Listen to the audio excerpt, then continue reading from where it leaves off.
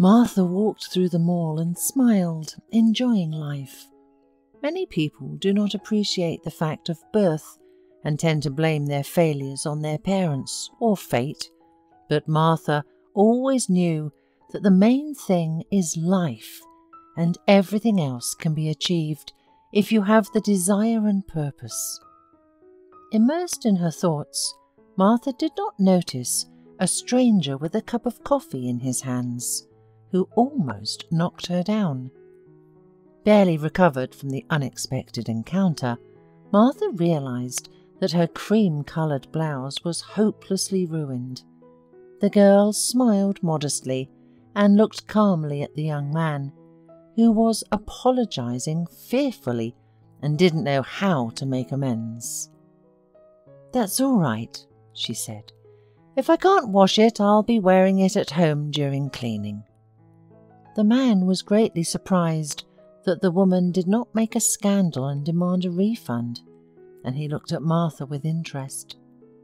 "As an apology for my awkwardness, I invite you to dinner at the restaurant tonight," he said suddenly, with such a disarming smile that Martha could not refuse him.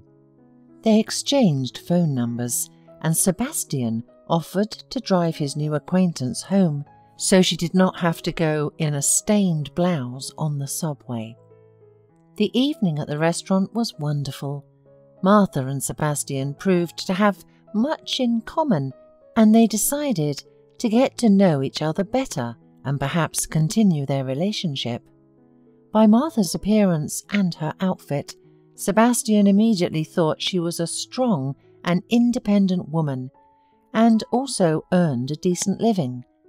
And when she paid for herself, he was finally convinced that he had not made a wrong choice. They met almost every day since then. Sebastian often boasted that he was an excellent marketer and that his companions tried to poach him by offering him a higher salary. But he only stayed in his old job because he was uncomfortable in leaving, as he had got the job through friendship and did not want to set up the person who had helped him. More than once he tried to ask Martha where she was working, but she always avoided answering, saying that the important thing was not a person's position, but what he had in his soul and heart. After a few months of dating, Sebastian started talking about a future together, and he even planned to introduce Martha to his parents and friends. The young woman did not want to rush into it because she had already had the experience of a failed relationship once, and now she was afraid to make a mistake again. But Martha could not resist her feelings for long because she fell in love with Sebastian, and deep down she dreamed of becoming his wife. One evening, the couple were supposed to go to a concert, but Martha stayed at work longer than usual and asked Sebastian to pick her up. The man was very excited because he finally had a chance to find out where his beloved was working. Judging by the fact that she gave the address of one of the city's most prestigious business centres, Sebastian realized that Martha held quite a high position there. Sebastian arrived earlier than scheduled, and after getting the number of the office from the security guard, hurried up to the 5th floor. As Sebastian pushed open the glass door, he froze on the threshold. His beloved was cleaning the floor, diligently working with a mop in front of him. Disappointment, together with some inexplicable feelings, filled Sebastian's soul. "Cleaning woman? Are you serious?" He grinned and felt the crumble of his naive dreams in which he had imagined this beautiful woman in the chair of, at least, the director or head of the department. Martha looked at Sebastian in surprise. She had not expected him to come so early and asked him to wait for a little until she finished cleaning the hallway. She acted calm and natural, as if nothing had happened, and Sebastian became suddenly angry. He started laughing so hysterically that Martha left the mop, straightened up, and looked at the young man with an incomprehensible look. "Are you all right?" she asked. "You tricked me good," laughed Sebastian. "That's why you didn't tell me where you worked, huh? And you made that circus at the restaurant on the first day. You paid for dinner yourself. You got expensive clothes somewhere. You must have rented it. I really thought you were a successful woman. But you're just a miserable cleaning lady." The man continued to laugh hysterically, unable to calm down, and when he finally managed to pull himself together, he looked at Martha with such a contemptuous look that the woman even shuddered with horror. That sweet, attentive man, with his warm and tender eyes, suddenly disappeared. Instead, an unfamiliar and unpleasant man stood in front of her, a man from whom she wanted to run away and never see again. Martha's eyes tinged with sorrow, but she did her best to contain her emotions. "And of course you can forget about the concept.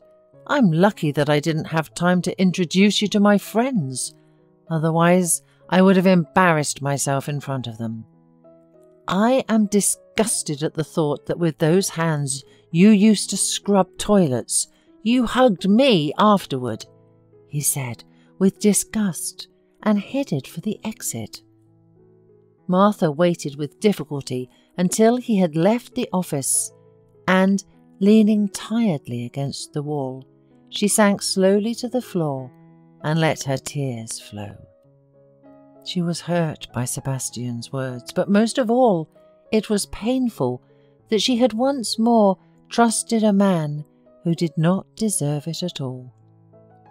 Soon Martha calmed down. She suddenly realized how right she had been in letting the cleaning lady leave work early today. The elderly woman had her daughter in the hospital, and her son-in-law was away on a business trip, so she had to pick up her granddaughter from kindergarten that day. Martha treated all of her employees like family and was always ready to help them. And at the end of that workday she was carrying water for her flowers and accidentally spilled and had to clean up. Now she was glad of that, because it helped her really get to know the man with whom she planned to tie her life together. Several months passed. Sebastian could hardly calm down and get over the idea that he was in a relationship with the cleaning lady, and was furious with Martha for hiding the truth for so long. He was ashamed in front of his friends, and to all their questions about his unexpected separation from the woman he had loved, he only joked and said that they did not agree in character. One day the boss sent him to conclude a contract in the very agency where Martha was working. Sebastian was anxious that he would accidentally meet her, and she would decide to talk to him. He felt that he could not survive such an embarrassment, but this contract was too important for his career, and Sebastian could not refuse. His task was to negotiate a discount, and his boss definitely made it clear that his career would depend on how he handled it. Sebastian was focused and tense as he rode the elevator up to the 5th floor, but when he entered the office, he shuddered and was confused. He saw the cleaning lady in front of him and thought it was Martha. But then he looked more closely and realized that it was an elderly woman. Sebastian relaxed a little and told the secretary that he had an appointment with the director. The woman smiled and walked him into the office. Sebastian confidently opened the door, but then he froze on the spot and felt a cold sweat run down his back, and his mouth went dry. He looked at the woman standing with her back to him, wiping the dust from the leaves of the flowers, and could not believe that it was Martha. Sebastian hesitated, not knowing what to do, and then Martha finally turned around. She was surprised to see Sebastian because before she had been in contact with another marketing specialist, but she made no sign that she recognized him. Martha greeted him coldly and nonchalantly, as if they had never had a close relationship, pain, disappointment, and that humiliating last conversation. She took the documents from Sebastian and sat down in her chair, scrutinizing the contents of the papers. The man carefully sat down in the chair opposite, watching Martha and thinking bitterly about how stupid he had been, not figuring out the situation and losing his chance to be together with such a successful woman. Unable to refrain himself, Sebastian asked the main question. Why did it all happen between us like that? What does it matter now? Asked Martha, a counter question without taking her eyes off the papers. It has happened and nothing can be changed, she added, and smiled politely but very coldly. Sebastian nodded sadly, realizing that Martha was right. She could never forgive him and forget what he had done.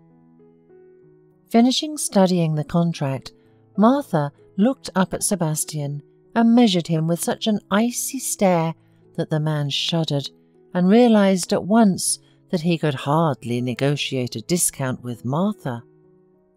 The amount of work is massive, so I'm not prepared to sign a contract like that.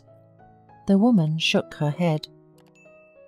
We're the best promotion agency, and you should increase the contract sum by at least 50% just to start the discussion. Sebastian realized that he had blown the deal. Losing his temper, he began begging Martha for forgiveness. He asked her not to act so harshly to him, reminded her how good they had been together, and tried to persuade her to think again. It was no longer a question of a discount. He asked her to at least agree to the terms that had previously been negotiated and written down in the current version of the contract, but Martha was adamant. Leaving the office, he went outside and doomfully called his boss. The man immediately asked what kind of discount he had got, expecting to hear whatever, but not what Sebastian had reported. She wants to increase the cost of the contract by 50%, Sebastian admitted, and mentally prepared himself for a reprimand from the chief. Are you kidding? How tired I am of you! That's it! I'll never hire anyone by acquaintance again. I expect you tomorrow morning with a letter of resignation. There were short beeps on the phone, and Sebastian realized that this time he had made an irreparable mistake, and his career was definitely over. He used to tell Martha about his successes, while in reality Sebastian was a mediocre specialist. He made many mistakes in his work, and only thanks to his acquaintances he managed to get a job in a good company.